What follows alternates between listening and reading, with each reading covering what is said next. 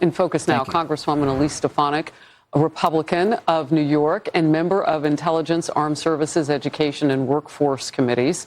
Workforce. We'll get into that. She knows all about this issue. She also serves as the chair of the House Republican leadership.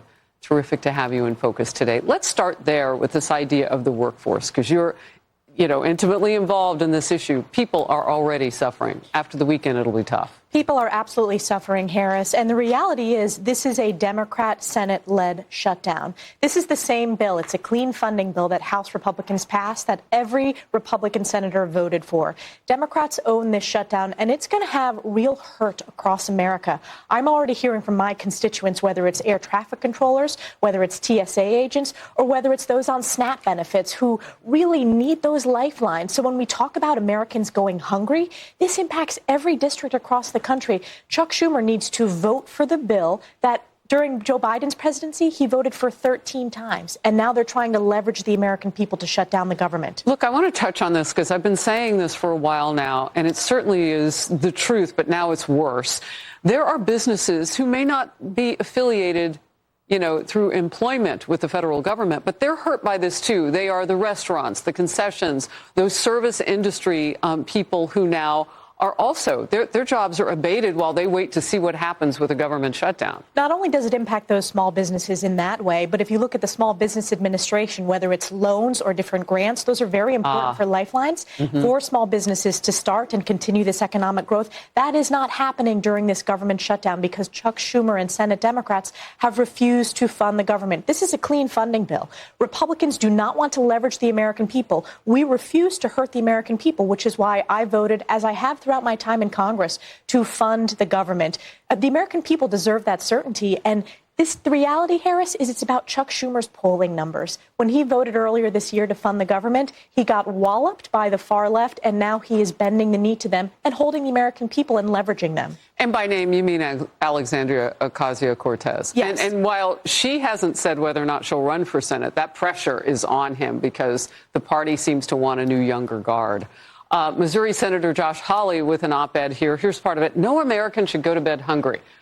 Hawley introduced a bill in the Senate this week that would fund SNAP benefits for those 41.7 million Americans until the shutdown ends. Now, you heard Chad Pergram talking about this.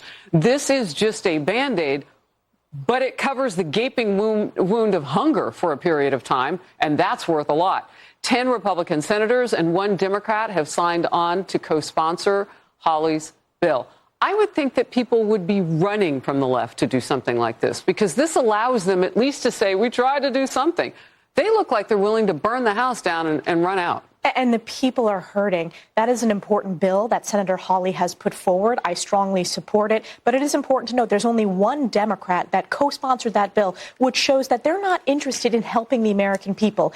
And the reality is we have already voted to fully fund SNAP, to pay our troops, to make sure we're paying our federal law enforcement officers, as well as our TSA agents and air traffic control. This is a matter of safety across this country, too, Harris. We need to provide certainty and that relief. It's our job as members of Congress. It is disgraceful that Chuck Schumer has continued to shut down the government. All right. Another day and another shocking video has shown up, and we were going to put that back up on the screen so we can see what you were showing. Right? Okay, because I think it's worth, before we move on, the percentage of population using SNAP right now. I'm going to ask my team to put that back up. Look, Hakeem Jeffries in the House has said he wants to renegotiate the clean funding bill that you all passed out of the House. Is that even a possibility? Hakeem Jeffries needs to vote for this clean funding bill, which he voted for many times, over a dozen during Joe Biden's presidency.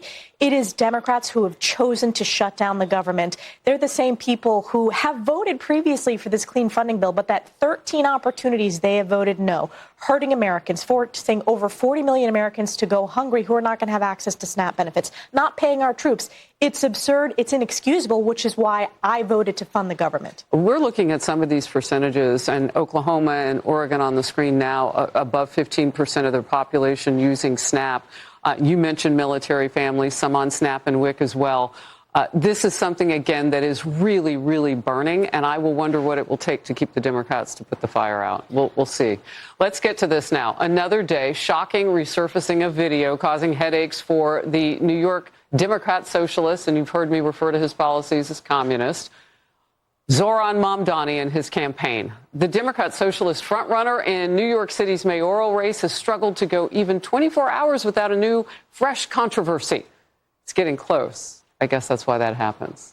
The truth tends to drip.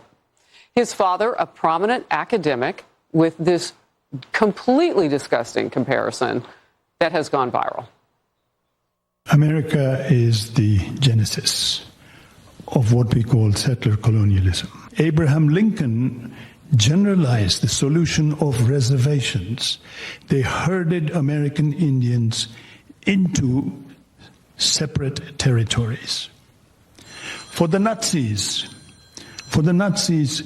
this was the inspiration. Hitler realized two things. One, that genocide was doable.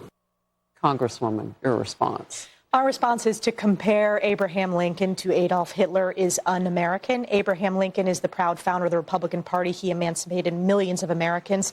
He is the ultimate American president that no matter what your political affiliation, you should admire and strive.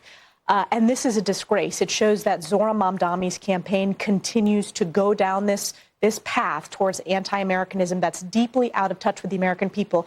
And I think about, Harris, the veterans in my district. When I meet World War II veterans, many of their colleagues and men did not come home that they served with. That's the ultimate sacrifice. This is a smear on all of our veterans, and it's a smear on all fellow Americans. So this is a very important mayoral election. We need to stop Mamdani.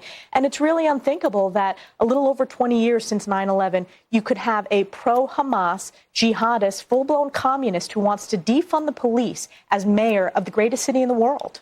All right. And you haven't announced whether you will run against Kathy Hochul for the governor of New York. What's the status on that, real quick? The status on that is we're getting feedback from all across New York, Republicans, Democrats, and independents who have seen Kathy Hochul bend the knee and endorse Zoran Mamdani. She threw New Yorkers under the bus because she has abysmal polling numbers. We need to address the affordability crisis in our state because of single-party Democrat rule under Kathy Hochul. She's widely known as the worst governor in America. So we're getting a lot of encouragement. More to come after this mayor's election. We need to save New York. Congresswoman Stefanik, always great to have you in focus and in person. Thank you very much.